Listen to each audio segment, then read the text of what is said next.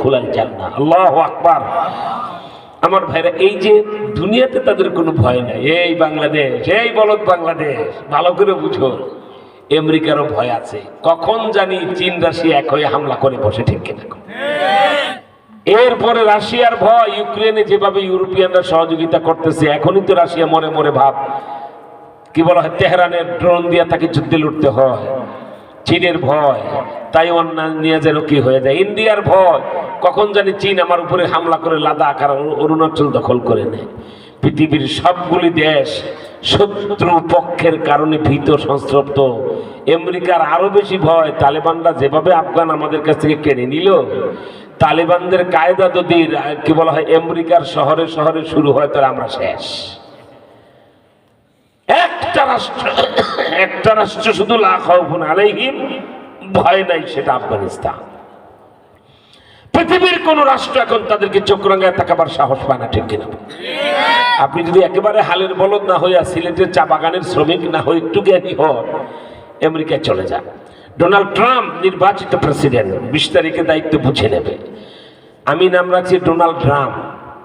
এটা অর্ধ পাগলা, ঠিক কিনা? জোরে এখন এই পাগলারেও যদি বলেন, বাংলাতে একটা প্রবাদ বাক্য আছে, যাতে পাগল তালে ঠিক, যাতে পাগল তালে ঠিক। এই আমেরিকার প্রেসিডেন্ট ডোনাল্ড ট্রাম্পকে যদি বলেন, তালেবানদের মধ্যে কিন্তু বেশি ভালো না।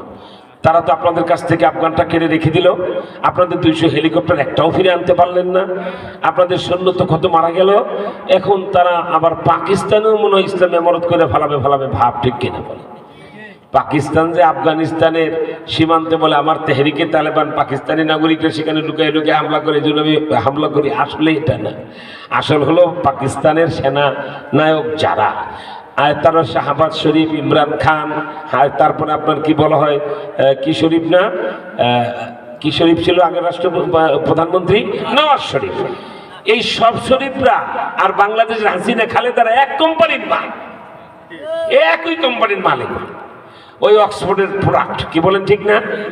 এগুলির গালে দাড়ি নেই, মাথায় টুপি নেই, মুদ্রা পানি মদ খায়, একটু আকাম কুকাম করে, গুটগাছ খায়, হারাম খারাম, এক কোম্পানির মাল।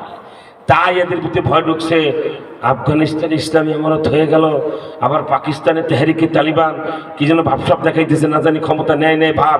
এই ভয়তে দেখবেন কুকুর আর বিড়াল যদি এক জায়গায় হয়, বিড়ালটা জানে ওর 14 গোষ্ঠী কুত্তার সাথে পারবে না, ঠিক কিনা? তারপরে বিড়াল ঠিক কিনা? কেন? মানে আমার তো জান যাবে হামলা করলে, আগে একটা ভাবসাব দেখায়। পাকিস্তান বুঝতেছে আর দুনিয়াদার নেতারা চলবে না, আলেমদেরকে দিয়ে পাকিস্তানও আফগানের মতো চালাইতে হবে, ঠিক কিনা? এই জন্য হামলা করে। এখন পাকিস্তান ইসলামী ইমারত যদি হয়ে যায়, হয়েই যাবে, পাকিস্তানেও হয়ে, বাংলাদেশেও হয়ে যাবে। আর আল্লাহ চাইতো আগামী মাসের 15 তারিখের মধ্যে একটা পরিপূর্ণ ইসলামী ইমারত রাষ্ট্র আমাদের পাশেই জন্ম নিচ্ছে।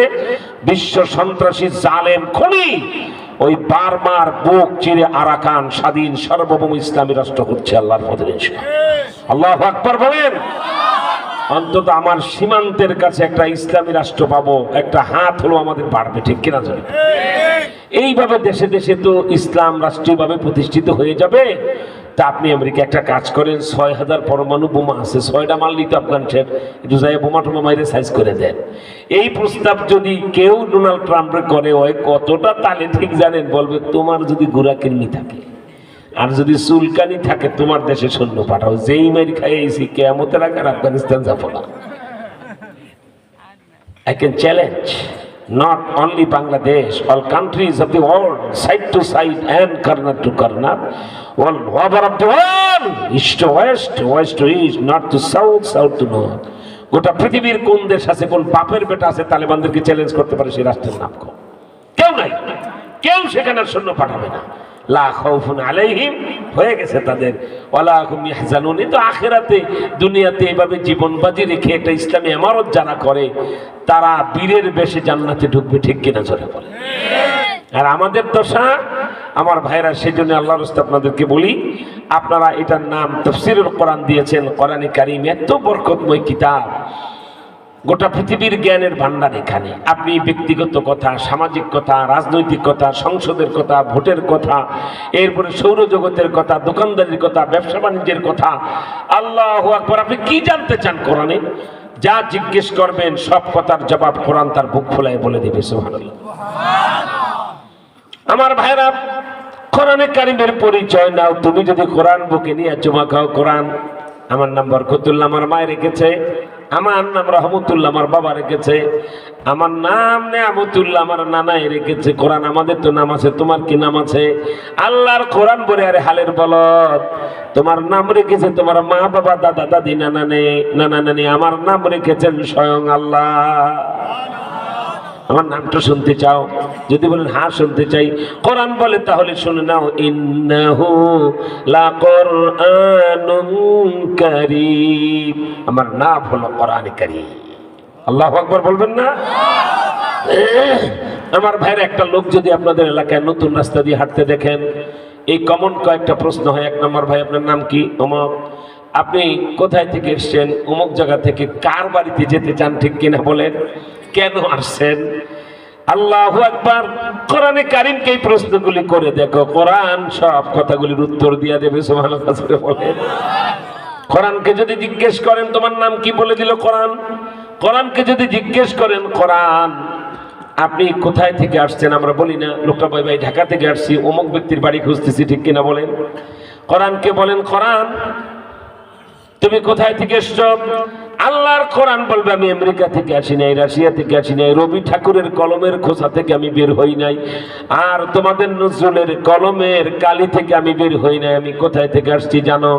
আল্লাহর কোরআন বলে দিবে তানজিলুম মির রাব্বিল আলামিন। এদিকে বিশ্বের প্রতিপালক, গোটা পৃথিবী যিনি লালন পালন করেন, আমি তার পক্ষ থেকে এসেছি। আল্লাহু আকবার বলে কোরআনে কারীমকে প্রশ্ন করেন। আপনি তো লোকটারে বলেন ভাই কেন আসছেন? কোরআনের জিজ্ঞেস করো, কোরআন তোমার বাড়ি যদি এত দূরে হয় তাহলে কেন আসছো জমিনে? কোরআন বলে আরে বলদ মানুষ, অমানুষ হয়ে যাচ্ছিলা, তোমাদেরকেই তো অন্ধকার থেকে আলোতে আনার জন্য আমি এনেছি, ঠিক কিনা বলেন। বলেন কোরআন তুমি কেন আসছো দুনিয়াতে? আল্লাহর কোরআন বলবে লিইউখরিজাকুম মিনাজ-যুলুমাতি ইলান-নূর। কোরআনে কারীম বলবে তোমরা অন্ধকারে যায় জাহান্নামে চলে যাচ্ছিলা, মানুষ হয়ে এসেছো, কুত্তা শুয়োর হয়ে কবরে যাচ্ছিলা, ঠিক কিনা বলেন। ওই অন্ধকারাচ্ছন্ন অবস্থা থেকে, অমানুষ থেকে তোমাদেরকে মানুষ বানাবার জন্য, অন্ধকার থেকে আলোতে আনার জন্য আমি কোরআন দুনিয়াতে এসেছি। এবার কোরআনকে যদি বলো, আমাদের দেশে এমপি সাহেবের, মন্ত্রী সাহেবের, হাসিনা খালেদার বাড়ি আছে, আমরা গরিব মানুষ আমাদেরও বাড়ি আছে। কোরআন তোমার কি কোনো বাড়ি আছে? কোরআনকে বলো, তুমি কি আমার ফকির মনে করছো? সুবহানাল্লাহ বলে। তোমার দেশের রাষ্ট্রপতিও যদি হয়, বঙ্গভবনে যাইয়া দেখো 30টা র্যাব, 40টা আর্মি আর 100 পুলিশ দাঁড়ায় থাকে ঠুরি জগন্নাথের মতো।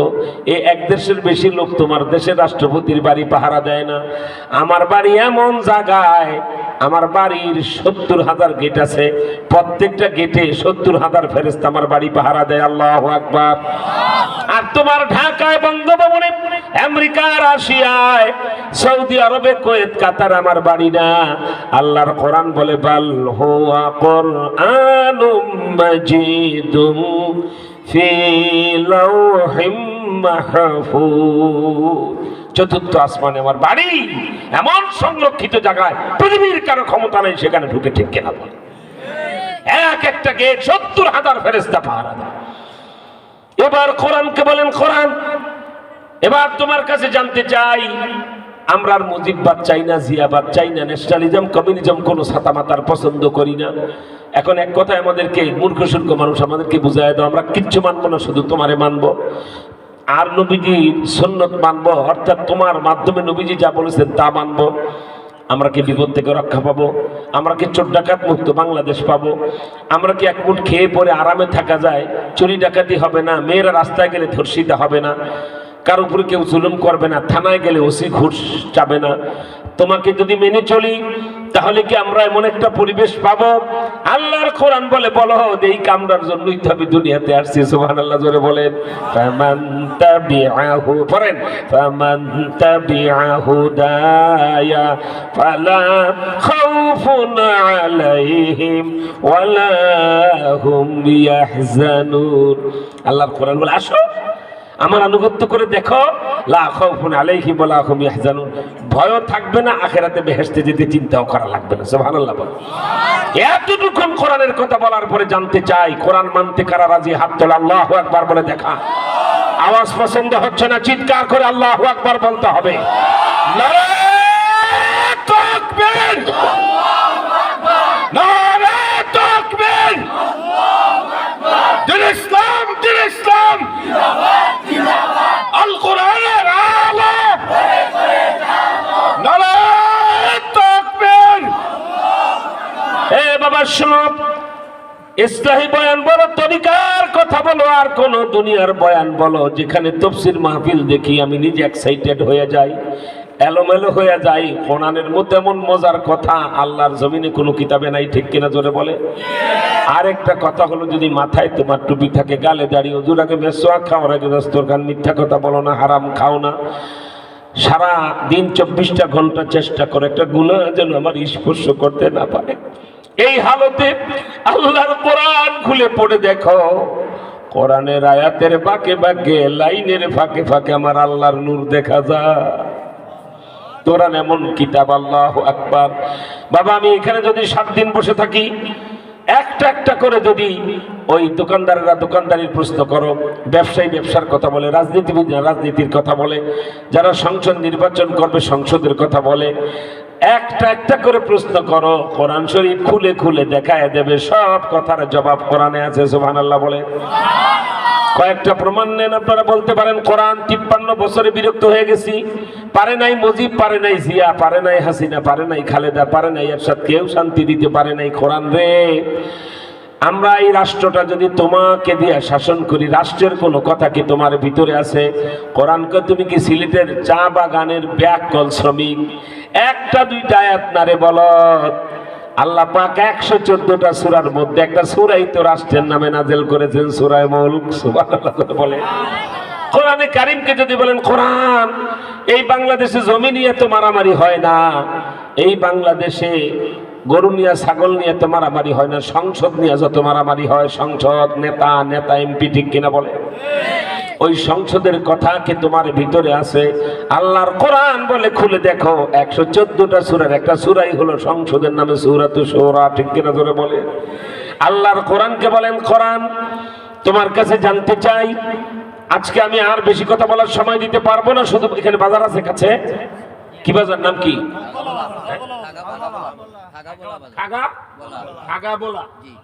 খাগাবোলা বাজারের কোন দোকানদার বাবা মুদি দোকান দেন, আপনার দোকান মানে কি চাল ডাল তেল নুন এগুলা বিক্রি করেন, মুদি দোকান, ঠিক কিনা বলে? এই বাজারের মুদি দোকানদার আগামীকাল সকালবেলা তার এই খাগাবোলা বাজারে তার দোকানটা খুলে, আল্লাহওয়ালা মানুষ, নামাজি দোকানদার, আল্লাহু আকবার, সে কোরআন শরীফ খুলে সকালবেলা তেলাওয়াত শুরু করেছে, আর রহমান আল্লামাল কোরআন। কোরআন শরীফ যখন পড়া হয়, বলদের মতো চুপ থাকেন কেন? বলতে পারেন হুজুর আমরা তো পড়া শিখি নাই, পারি না, কোনো সমস্যা নাই। কোরআন যখন তেলাওয়াত হবে একটু মাথা নাড়াবেন, ঠোঁট নাড়াইতে চেষ্টা করবেন, সগীরা গুনাহ মাফ হয়ে যাবে। আর পড়তে পারলে কণ্ঠ মিলাবেন, আর রহমান আল্লামাল কোরআন খালাকাল ইনসানা আল্লামাহুল বায়ান। পড়তেছে এই খাগাবোলা বাজারের কি বলা হয় আপনার মুদি দোকানদার। এমন সময় একজন কাস্টমার এসে বলছে, ভাই 5 কেজি চাল দেন, 2 কেজি আটা দেন, 1 কেজি তেল দেন, আর 2 কেজি চিনি দেন, ইত্যাদি ইত্যাদি আমাকে দেন। এইবার দোকানদার কোরআন শরীফটা বন্ধ করে চুমা খায়, কোরআন গতকালকে খতমে নবুয়ত আন্দোলন বাংলাদেশের আমির মুন্সিগঞ্জের পীর সাহেব হুজুর নুরানী সাহেব হুজুর বলে গেল, তোমার মধ্যে বলে সব কথা আছে। এই যে কাস্টমার আমার কাছে এখন চাল ডাল তেল নুন চায়, এই কাস্টমারের সাথে আমার কি আচরণ হবে, আমার মুদি দোকানটা কিভাবে চলবে, তা কি তোমার মধ্যে আছে? আল্লাহর কোরআন বলে, তুমি কি মুদি দোকানদারি করতে করতে বলদ হয়ে গেছো, ব্যাকল হয়ে গেছো? তোমার দোকানের কথা যদি বলতে না পারি, আমি কেন কোরআন দুনিয়াতে এসেছি? সুবহানাল্লাহ জোরে বলে। আল্লাহর কোরআন ওই মুদি দোকানদারকে ডেকে বলে, তোমার মূল নীতি বলে দেই, দোকানটা কোন নীতিতে চলবে। বলে, শোনো, কাস্টমার যা কিছু তোমার কাছে চাইলে এগুলো তো পরিমাপ করে দিবা। বলে হ্যাঁ, ওয়াজিনু বিল কিসতাসিল মুস্তাকিম। আল্লাহু আকবার বলেন।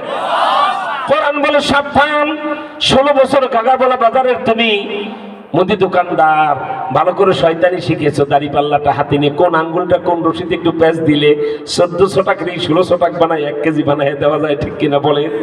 কোরআন বলে সাবধান, আঙ্গুলের মার পেছে যদি কাস্টমার রে 100 টাকা ঠকায়া দাও, কিয়ামতের ময়দানে আল্লাহর আসামির কাঠগড়ায় দাঁড়াতে হবে। তাই কোরআন বলে ওয়াজিনু বিল কিসতাসিল মুস্তাকিম, সঠিক পরিমাপ করো যেন কাস্টমার না ঠকে। সুবহানাল্লাহ বলে। আরো নিতান্ত ব্যক্তিগত কথা শুনো। আমি প্রথমে বলেছি গোটা পৃথিবীর জ্ঞানের ভান্ডার কোরআন। এই গ্রামের কোন যুবক তাবলীগের 3 চিল্লা দিছে, মেট্রিক পাস করার পরে পাগল হয়ে গেছে। এখন এই ছেলেটা কলেজে পড়ে, কিন্তু মাশাআল্লাহ সাদা পাগড়ি, চাপ দাড়ি, ডিগ্রিতে পড়ে, মাত্র 24 বছর বয়স, মনে হয় যেন দাদা, ঠিক কিনা ধরে বলে। এই যুবকের একটা ভালো দিনদার মেয়ের সাথে বিয়ে হয়ে গেল। কোরআন নিতান্ত ব্যক্তিগত, চূড়ান্ত আন্তর্জাতিক, সব কথা বলার ক্ষমতা কোরআনের, ঠিক কিনা বলেন? এই যুবকের বিয়ে শাদী হলো। এই যুবককে বিয়ে করাবার পরে নববধূ তাদের বাড়িতে এনে ছোট ভাই বোনেরা অন্য সবাই মিলে একটা রুম ফুল দিয়ে সাজাচ্ছে। কেন? আজকে তার বাসর রাত, ঠিক কিনা বলে? এশার নামাজের পরে তার স্ত্রীও মহিলা মাদ্রাসায় পড়ে আলেমা হয়েছে, আল্লাহর কোরআন তেলাওয়াত করতেছে স্বামীর অপেক্ষায়। আর এমন যুবক, এমন ইমানদার যুবক, আজকে বাসর রাত তার এশাও কাজা হয় না, ফজরও কাজা হয় না। আছেন এমন যুবক আমাদের দেশে? আর এমন দাড়ি পাকা ব্যাকল মেম্বার, চেয়ারম্যান, কুত্তা শুয়োর আছে, জীবন চলে যায় একটু পশ্চিম দিকে সেজদা দিয়া দেখে। এলাকার চেয়ারম্যান, নামাজের খবর নাই, 80 বছরের বুড়ো বলদের মতো পড়ে আছে, এটা নামাজের খবর। আবার এমন যুবক লক্ষ লক্ষ বাংলাদেশে আছে, জীবন যাবে এক ওয়াক্ত নামাজ বাদ দিবে না, ঠিক? তাবলীগী ছেলে ওই মসজিদে আবার এশার নামাজ বলে কিতাবি তালিম। ওর বউ যদি বাড়ি থেকে বাইরে হয়ে যায়, ওই কিতাবি তালিম শেষ না করে বাড়িতে যাবে না, পাক্কা তাবলীগী, ঠিক কিনা বলে? এবার এশার নামাজের পরে একজন এলান দিল, ভাই কিতাবি তালিম হবে, সবাই পড়বেন, বহুত বহুত ফায়দা হবে। এই যুবক বসে গেছে, আহারে ওরাই তো জান্নাতি, এত সুন্দরী স্ত্রী ঘরে নতুন, আজকে প্রথম দেখা সাক্ষাৎ হবে, কোনো খেয়াল নাই, খেয়াল কিতাবি তালিমে, ঠিক কিনা বলে? কিতাবি তালিম হয়ে গেল, আগামীকালকে তালিম দেব, মুখে মুশাওয়ারা হয়ে গেল, চলে যাও। সব মসজিদ থেকে চলে গেছে। এই যুবক ডানে বামে তাকায় দেখে মসজিদ ইমাম সব নাই, মুয়াজ্জিন সব নাই, মুসল্লিরাও নাই, একা। এই যুবক কিতাবে তালিমের কিতাবটা মেহরাবের উপরে রেখে তাক থেকে আল্লাহর একটা কোরআন শরীফ নিয়ে যুবক, আল্লাহর কোরআনকে যুবকে, যুবক বলছে, কোরআন বিয়ে সূত্রে আল্লাহর এক বান্দী আমার বাড়িতে এসেছে, এখনই ঘরে গেলে তার সাথে মোলাকাত হবে। কোরআন এমন শরমের কথা, এমন নিতান্ত ব্যক্তিগত কথা মার সাথে শেয়ার করা যায় না, বাবার সাথে শেয়ার করা যায় না, বন্ধু বান্ধবকে বলতে নবীজি নিষেধ করেছেন, স্বামী স্ত্রীর গোপন কথা, ঠিক কিনা বলেন? কোরআন গতকালকে আমাদের এলাকায় নুরানি সাহেব হুজুর বলে গেলেন, তোমার মধ্যে নাকি সব কথা আছে। কোরআন আমি আমার এই নববধূ এক্ষুনি যায় বাসর ঘরে তার সাথে মোলাকাত হবে, তার সাথে আচার ব্যবহারটা কেমন হবে, লেনদেনটা কেমন হবে, আমি তাকে কিভাবে গ্রহণ করব, আমি তার সাথে কি আচরণ করব। কোরআন আমার বউর কথা কি তোমার ভিতরে আছে? আল্লাহর কোরআন যুবকরে টান্দা চুমা খায়, কয় বলো তোমার বউর কথা বলতে না পারলে আমি কোরআন কেন দুনিয়াতে আসছি? সুবহানাল্লাহ জোরে বলে। কোরআন যুবককে শেখায় দেয়, তোমার বোর জন্য অনেকগুলি কথা আছে, একটা শোনো। আল্লাহ তোমাকে প্রথমেই হুঁশিয়ার করে দিয়েছেন, নারী বড় পবিত্র জিনিস, এর সাথে দুর্ব্যবহার করা যাবে না, এর উপরে জুলুম অত্যাচার করা যাবে না, এর সাথে প্রেমময় ব্যবহার করবা। আল্লাহর কোরআন বলে তুমি এখনই বাড়িতে যাই কি করবা জানো? আল্লাহর কোরআন বলে যুবক শোনো, সারা জীবন যেন তার সাথে তোমার প্রেমময় জীবন হয়, তিক্ততা না হয়, সেজন্য তুমি একটা কাজ করবে, ওয়াশিরুহুন্না বিল মারুফ, তোমরা তোমাদের স্ত্রীর সাথে সৎ ব্যবহার করবে। সুবহানাল্লাহ বলে। আল্লাহর কোরআনকে যাও, বোর সাথে মিষ্টি মিষ্টি কথা কইবে, আগে সালাম দিয়ে ঢুকবে, দেখবা এমন মোহাব্বত হবে কাঁঠালের আটা হয়ে যাবে। সুবহানাল্লাহ বলে। আল্লাহর কোরআন বউর কথাও বলে দিল, ঠিক কিনা বল? এই ওয়াশিরুহুন্না বিল মারুফের তিনটি ব্যাখ্যা আল্লামা সৈয়দী আরো মুফাসসিরে কেরাম করেছেন। এইটুকুনি আপনাদের সামনে আজকে বলে আমি আপনাদেরকে এই শীতের মধ্যে আর কষ্ট দেব না। আর আমিও আওয়াজে বুঝতে পারতেছেন কষ্ট হচ্ছে। আগামীকাল ঢাকা তো এই মৌলভীবাজারের পিছনে, কি বলেন ঠিক না? কাজী